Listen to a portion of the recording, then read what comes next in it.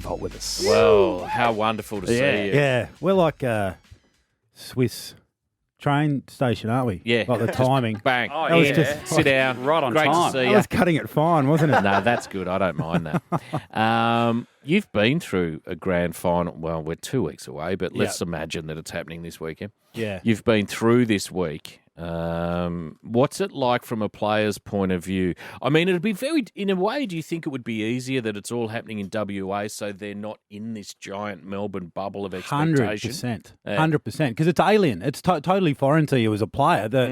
I was actually thinking about it on the way in, the fact that the players don't have to go through a grand final parade, because the first time I was a part of that in 2009, we were playing Geelong. Now, Geelong had been through it in 2007 and then 2008, so it was their third grand final in a row, but it was completely different. You think about your normal week and your normal routine and preparation, and it's just a completely different footballing experience. One of the best experiences you'll have in your life, but just completely different. Start with the Brownlow on a Monday. The Brownlow on a Monday. I've never understood the Brownlow on a Monday. It's a weird one. It's a weird one, isn't it? It's a weird one. Because there's always a table of blokes who are absolutely blind. Yeah. And then the two grand final guys just looking at everyone going, I would love to be smashing cans It's in here.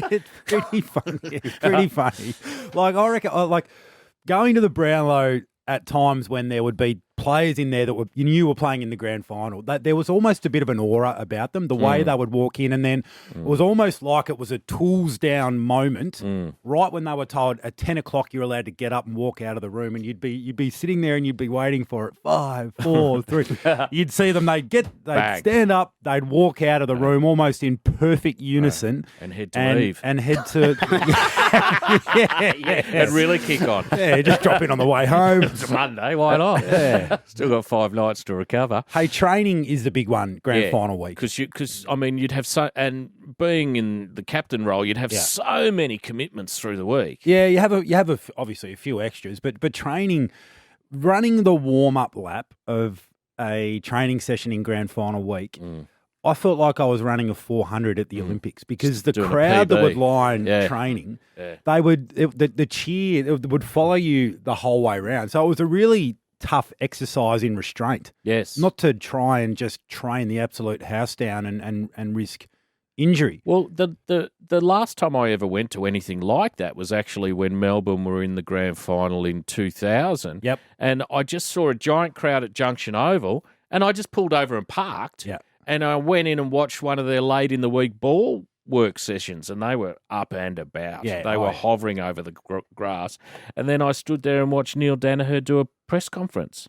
I thought I should do this more. Yeah, it was a good experience. It's all accessible. So as much as this would be good for the players in terms of I don't think they'd be getting as nervous, because it's not in your face the whole time, but they are missing out on one of the great footballing experiences that you can have. Yes. The Bulldogs have got a few guys that would have gone through it in 2016. And playing at the G. All of that. I mean, all of that. you wouldn't look back on it and regret it in years to come. But No, you would but- be if you only won one flag, I mean, winning a flag is amazing. I But think- if you only won one and it was at Optus Oval, Yeah. I mean, Yeah. spare me. I think when you look forward in pathetic. All that work. That we're heading being over to said, Perth. like I've seen vision of the players this week. They're down at Leighton Beach. They're down at Fremantle. They're down at all these beautiful destinations, getting in the water. Like it's a pretty cool, unique way to go about is. playing in a grand looks final. like an end of season trip. It does, and it'll be remembered. Like in 20 years' time, when they walk into a room, if you've won the flag and you played it in Perth, you're a premiership player. You've won the flag. That's right. I haven't heard too many people say the big dance, so that's always good. Yeah, But it's you were on the its way. first. It's on its way. get in early. They'll go with it next week. Yeah, I've really set the agenda around that's a lot right. of issues this year, I've noticed. We were just talking off air about trying to keep yourself right through this late period leading into the grand final. And I said to you, really, you'd have to be hit by a bus to miss this one at this stage. I fell into that trap Yes. of getting excited at training because of the crowd in 2009. And this story's been out there before, but probably pushed it a little bit hard, running a lap Got excited by the crowd cheering me on. Felt like Usain running across the along the back straight there down at Moorabbin, and just a little strain in the hip flexor, which was flattening. And was it Thursday before a grand final? So, and you immediately thought, "Oh, Jesus!" Ooh, yeah, no. So just lost a bit of power and the ability to take off. So. Right. When tried to just play it cool, went over to the docs and said, "Hey, let's just go inside for a second. I just need to have a chat to the docs and the physios." And we went in, and I said, "Look, I've just got a little nick in my hip flexor. I think I've done something." So Thursday night would have been probably 10 o'clock on the Thursday night before the grand final on Saturday. We had to go somewhere low key.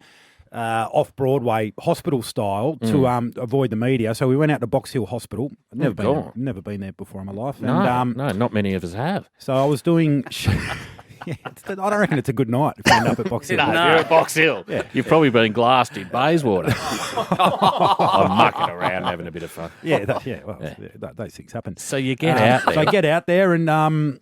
the docs sort of tried injecting a bit of local into the area to see if they could numb it to allow me to sort of run without pain and inhibition. So here I was doing strides up and down the Box Hill Hospital corridors. And trying to work out the perfect spot to put so that's that why local. they were doing it. They were saying, okay, we need to work out where we're going to put the local to give you the best chance of being able to play unencumbered. So they did, and I did, and so we injected it pre-game, grand final but that day. takes the pain away, but how do you get the drive back? Yeah, or is the drive taken away the pain because was a you're bit in of pain? the inhibitor in the drive, in getting the drive, but went out there and played and was fine. Like, it wasn't an issue, but just in terms of your build-up to a grand final, it's not. It was a little bit unsettling. Yeah, of course. A little bit unsettling. In the back of your mind, you'd be thinking, if we don't get this right, Yeah. do I put my hand up and remove myself from this? Wouldn't have thought so. Well, might have been the old 2 seconds in. Oh, no. Oh, no. Oh, no. Yeah, you've got to go through. You've got to run on. You've got to run in, get out there. I mean, sit in a team photo, Yeah, with the you've got to angry- have the angry photo. face before the game. So, I mean, it's a fair way out. Things can change. We don't know any of the sort of immediate lead up to the game. But who do you like? I like the Ds. I really do like the Ds. I think they're white hot at the moment. Their form in that prelim was incredible. The Bulldogs were super convincing. I feel like they've played well. 2 grand finals to get here. Yeah, so there's 2 ways to look at that. I mean, they rode this wave in 2016 when they came from the clouds. I think we're probably selling them short in with respects to the fact that they were right there all year as one of the 2 best teams in it. Their form early in the season, they were putting up historic numbers offensively, defensively. They were absolutely incredible, the Dogs. But I just think the effort that they've gone to over the past month to recapture their form, that can take a toll on a group and take it out of you. I mean, it's going to be. I reckon it's going to be an absolute classic grand final. I hope it is. The way these 2 teams Melbourne play, needs a classic grand final. Yeah, absolutely. If they're going to salute and get across the line, and it's obviously not at the G, a ripping game, and the midfield for both of these sides have been absolutely incredible. That's where it's going to be won and lost. I just think Melbourne defensively, the way they set up behind the footy, they've been impenetrable for long periods of this season. We know defensively that's where it usually gets done in grand finals. I just give Melbourne the slight edge in that part of the game. Could you ever want a captain travelling better than Max in terms of leading the boys out? It's amazing. So footy's all about timing. I mean, there are some young guys that are playing for Melbourne right now and playing for the Bulldogs that, you can luck into a situation, and in your first year or your second year, I mean, look at a guy like Luke Jackson or Cody Waitman, 2 young guys that, they've got the opportunity to be premiership players really early in their careers. But with the timing for Max is, I reckon you get maybe 5 games in your whole career where when you're on the ground, everything you do turns to gold. Like you just have the touch on that day. And Max had one in a prelim final. Unreal. Which, in terms of timing, I'm not sure, many have them in grand finals, but Max had one in a prelim. And, he put on a clinic. It was absolutely unbelievable. Mate, well done. Lovely to chat with you through the year. It's been a real pleasure for us to get to know you. Have a lovely weekend on grand final. This will probably be it for us talking footy. Right. Yeah. So you guys are off next week. Yeah, we're off. Grand final week. Yeah, I know. What do you mean? Out of survey, mate. No point being here. Talk about it after the grand final. We've all twinged our hip flexor. Sorry, can I just? So who's in charge of the ratings? Like, how does that work? GFK is the company. We'll We'll give you the email. Are they aware that there's a grand final next week? No. Look, there was some suggestion we push on, but I'm not going to lie, I resisted. Who are these people? Grand final week. All right. It's all a bit of fun. It's just a contract thing. Well, I'm coming in. I'm coming in. Yeah, come in. Thank you, Nick. The Marty Sheargold Show. Triple M.